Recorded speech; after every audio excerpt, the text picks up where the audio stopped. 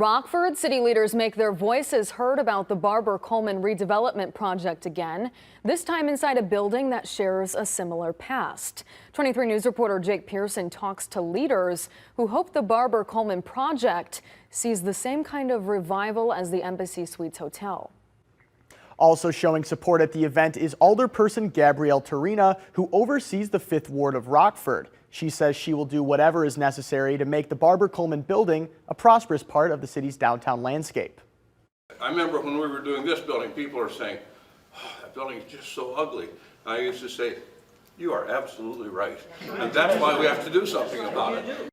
Transforming what some call an eyesore into an economic success is something Kyle Beavers knows all too well. Along with the Friends of Zioc, Beavers kickstarted construction on the Amarok building, which we know today as the Embassy Suites in Rockford.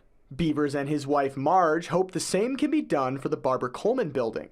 Yeah, just the size of the project makes a big difference. This was 80 or 85 million. That's going to be in the 400 million. That's 5 times the size. Is that 5 times the benefit? I don't know, but it's going to be a lot more.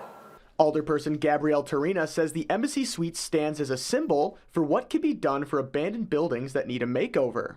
I think that the Embassy Suites, it was the impetus to really start the development of the entire corridor. We have a train coming. We have other buildings on Cedar Street getting developed. We have 2 other buildings on South Main, 700 and 301 South Main. It just goes together. Marge says she thinks Barber Colman's history should be honored and represented as a legacy that will make the southwest side of the city proud.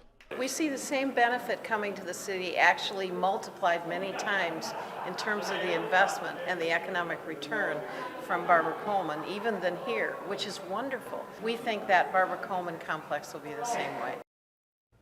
Right now, it's unclear if Alderperson Mark Bonney will motion for a revote at next Monday's City Council meeting on the Barber Colman private labor agreement.